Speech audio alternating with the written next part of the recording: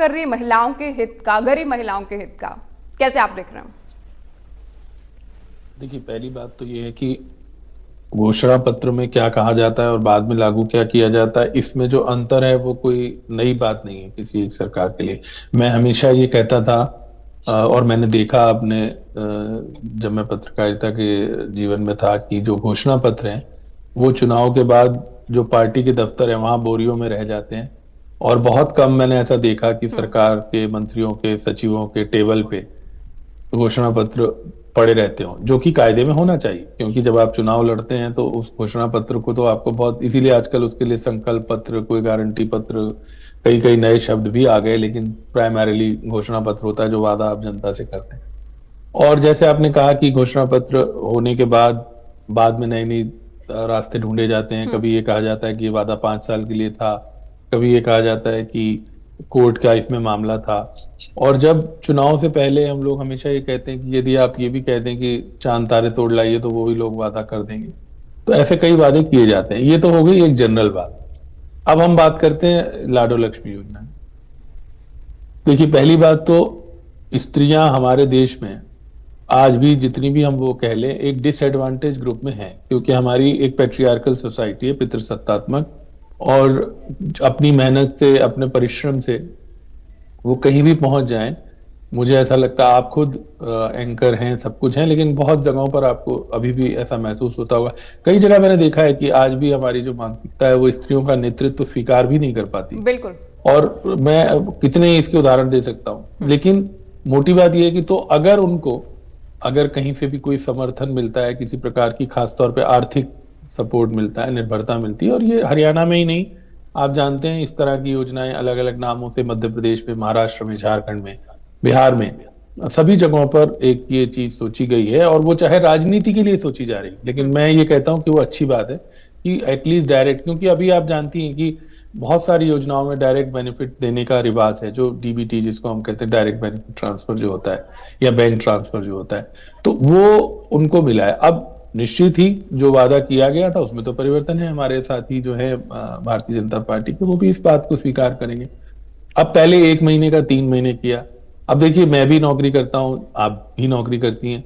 अगर आपको भी ये कहा जाए कि भाई आपकी तनख्वाह 3 महीने में एक बार मिलेगी, तो बहुत अजीब। अभी 2-3 दिन लेट हो जाए तो हम लोग तो उसी में व्यतीत हो जाते हैं, अगर कोई संडे आ जाए बीच में या इस तरह से, तो थोड़ा सा नहीं, वो आपने अच्छी बात कही, फील लेकिन तो मैं एक फील बात तो आपसे, होता है। आप बहुत सीनियर जर्नलिस्ट हैं, मैं आपसे एक बात समझना चाहूंगी। हाँ, बताइए। एक तो आप जो काम कर रहे हैं उसका वेतन आपको मिलना है, एक आपको सरकार जो गरीब महिलाएं हैं उनके ठीक है, लिए मैं कुछ मान कर रही गया, है, क्या आप कह उसमें रही है कोई कि भाई डिफरेंस फ्री होता भी है? एक तो हम अपनी सैलरी का इंतजार करते हैं, एक सरकार उस समय में जिसमें आपने शुरुआत की कि घोषणा पत्र तो रद्दी की टोकरी में चले जाते हैं, सरकार काम कर रही है उस पर, वो ठीक है 1 महीने में मिले तो सभी को अच्छा लगेगा, लेकिन वो 3 महीने में मिलता है, तो क्या उसकी हम वेतन मिलने से तुलना कर सकते हैं, आर्थिक मदद की? वेतन से, जैसे मैं बता, देखिए, जिन लोगों के पास काम नहीं है, जिन लोगों को रोजगार के साधन नहीं है, उनको आश्रय उन्हीं लोगों को मिल रहा है। तो उस दृष्टि से, और पहले मैंने क्या कहा आपसे, पहले मैंने कहा कि शुरू में महीने की बात हुई।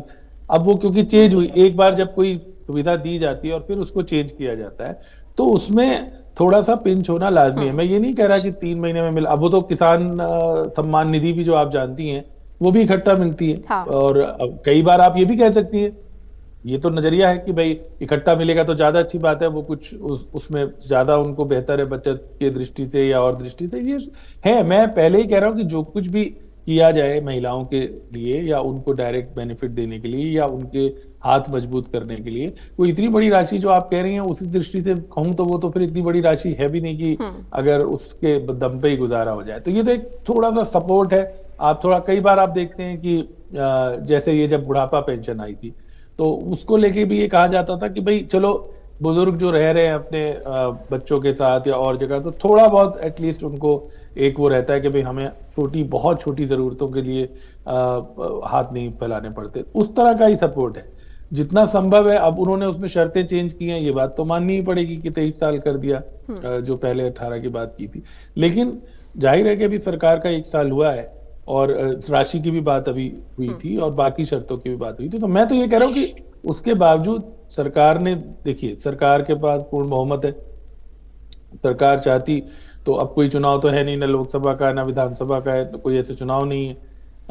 तो अगर सरकार चाहती और उसको डिले भी कर सकती थी फर्दर भी, लेकिन सरकार ने किया, पहले साल में ही देना एटलीस्ट शुरू किया, तो ये स्वागत योग्य बात है। और बाकी जो शर्तें निश्चित ही जितना कवर अब राज्य सरकारों में, अभी तो आप गनीमत बनाइए कि हरियाणा में जो पड़ोसी राज्य हैं उनकी तुलना में आर्थिक जो स्थिति है एक लेकिन वो सरकार काफी की बेहतर है। क्रेडिबिलिटी बढ़ती होगी कि बीजेपी के बड़े नेता, क्योंकि सीएम साहब तो हर जगह कैंपेनिंग करने जाते हैं, एक बात कहने को रहती है कि हमने जो चुनाव में कहा था हरियाणा में हमारी सरकार बनी, हमने करके दिखाया, तो एक विश्वसनीयता बढ़ती होगी, फायदा जरूर मिलता होगा भले ही राज्य में चुनाव ना हो। वो गिनाते भी कि हमारे इतने वादे थे, उनमें से इतने हमने पूरे कर दिए, इतने पे काम चल रहा है। तो अगर आप संख्या की दृष्टि से देखेंगे तो बहुत सारी संख्या बताते हैं। देखिए, मेरा हमेशा ये मानना होता है, आप भी देखती हैं, ये जो हमारी पब्लिक रिलेशन की महकमा होता है और सारी जगहों पर हर सरकार में, कोई सरकार किसी की, वो हर बार आप देखते हैं साल पे बुकलेट जारी करते हैं, 2 साल पे बुकलेट जारी करते हैं, 3 साल पे बुकलेट जारी करते हैं। इस बार तो वो साल वाला हो नहीं पाया क्योंकि उन दिनों थोड़ी सी वो चल रही थी, लेकिन अदरवाइज आप देखते हैं तो करते। तो मैं तो इन आंकड़ों पे वो कहें कि जी 50 वादे पूरे हो गए, 56 रह गए, या 50 में से 40 हो गए, ऐसे आते हैं, हम लोग देखते भी हैं और सरकार दावे भी करती है। लेकिन मैं उनमें विश्वास उस तरीके से अधिक नहीं करता, क्योंकि गिनती के लिए कोई चीज की जाए उसका कोई लाभ नहीं। निश्चित ही हरियाणा में एक बड़ा लाभ देना शुरू किया गया है महिलाओं को, और जो जितनी भी महिलाएं उससे लाभान्वित हो रही हैं, और हमें आगे उम्मीद करनी चाहिए कि वो जो संख्या है या जिस तरह की जो शर्तें थी वो आगे और लचीली होंगी, और सरकार अपने स्तर पर इसका जो दायरा है वो सरल बनाएगी और ये सुनिश्चित करेगी। क्यों होता क्या है, मैं आपको बताऊं, ये 3 महीने वाली बात जो आशंका होती है वो मैं बता रहा हूं आपको। जैसे मान लीजिए आप वेतन वाली बात करें, मैं पूरी तरह से आपकी बात से सहमत हूं कि ये कोई काम के बदले में नहीं मिल रहा है, लेकिन जब आप 1 महीने में देते, फिर आप कहते 3 महीने, तो एक मन में आशंका हो जाती है कि अच्छा कल को ऐसा ना हो 6 महीने हो जाए। और वैसे भी राज्यों की जो स्थिति है, सरकारों की जो स्थिति है, मैं अभी उसी बात पे कर रहा था जब आपने पूछा कि पंजाब की अगर आप बात करें या हिमाचल की बात करें या जो पड़ोसी राज्य हैं उनकी बात करें, अभी तो गनीमत है कि हरियाणा की जो आर्थिक स्थिति है वो काफी बेहतर है, कम से कम पड़ोसी राज्यों से। और डबल इंजन सरकार है तो प्रॉफिट उसका मिलता होगा, डबल इंजन सरकार का भी रहता होगा, भी बढ़ गया है। और जहां तक कर्जे वर्जे की बात है तो वो तो देखिए सारी सरकारें ये आंकड़े देने से कोई खास वो नहीं होता। कुल मिला के अब मैं आपको एक उदाहरण देता हूँ, जो लोगों को नौकरियां मिल रही हैं हरियाणा में। हेलो, जी जी बोले। मैं ये कह रहा था, अगर आप पंजाब और हिमाचल से तुलना करेंगे, जो इमीडिएट नेबर राज्य, वहां पे तो ये शुरू हो गया है कि आप कमीशन के थ्रू भी सिलेक्ट हुए तो 3-3 साल तक आपको मूल वेतन पे ही रखा जाता है, मतलब फुल सैलरी ना देके बेसिक सैलरी दी जाती है। हमारे यहाँ तो डे 1 से पहले सैलरी मिलती है। इस बात को क्या कोई डिनाई कर सकता है विपक्ष का व्यक्ति? क्योंकि हम लोग तो रोज देखते हैं ये चीजें, यूनिवर्सिटीज में बच्चे जो नौकरी करने जाते हैं 3-3 साल तक उनको ट्रेनिंग पीरियड कह के कभी कॉन्ट्रैक्ट पीरियड पे रखा जाता है, जबकि हरियाणा में ऐसा नहीं है। हरियाणा में रेगुलर भर्तियां भी हो रही हैं, उस अनुपात में नहीं हो रही होंगी जिसमें अपेक्षा है या जिसमें वादा किया गया। तो हमें इस चीज को तो स्वीकार करना पड़ेगा कि उसका श्रेय कोई, अब मैं कहूँ जी इनमें हो गया या ये 10 साल होंगे, पहले से भी रहा होगा, लेकिन हरियाणा की जो स्थिति है या हरियाणा की जो पड़ोसी राज्यों की तुलना में अगर वो बेहतर है। देखिए, कोई भी पीछे आपको पता ही है बीपीएल को लेकर भी काफी बात चली थी कि नाम काट दिए गए और इतने संख्या में कैसे परिवर्तन आया और ये सारी चीजें आई थी। तो जाहिर सी बात है कि जो सरकारी मशीनरी है जो नीचे तक काम करती है और राजनीतिक नेतृत्व के निर्देशों के अनुसार ही काम करती है, उसको भी इस चीज को समझना चाहिए। कई बार मैंने देखा है क्या होता है कि खासतौर पे ये जो नाम भी इसका योजनाओं का ऐसे फ्रीबी वगैरह कह देते हैं कि अक्सर जो सरकारी मुलाजिम दफ्तरों में भी आपने देखा होगा कई बार इस तरह के, उनको लगता है कि जैसे वो कोई खैरात बांट रहे हैं, वो कोई बादशाह हैं जो वहां बैठे हैं, चाहे वो जो भी अधिकारी हो किसी भी लेवल का, तो वो अपनी जगह पर बैठ के ऐसा सोचता है।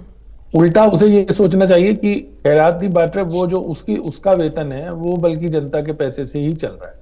तो इसलिए अब जो ये चीज थी, जो फ्रीबीज और ये सारा जो इस पे जो शुरू में आपको याद होगा बड़ी बहस चली थी, रेवड़ियां बांट रहे हैं, ये कर रहे हैं, वो कर रहे हैं, लेकिन अब ये लगभग एक्सेप्टेड है सभी पार्टियों के। आप मालूम ही है आपको, राहुल गांधी जी ने भी 24 में वो खटाखट वाला आपको याद होगा, एक उनका बड़ा भाषण चर्चित हुआ था कि पैसा जाएगा खातों में।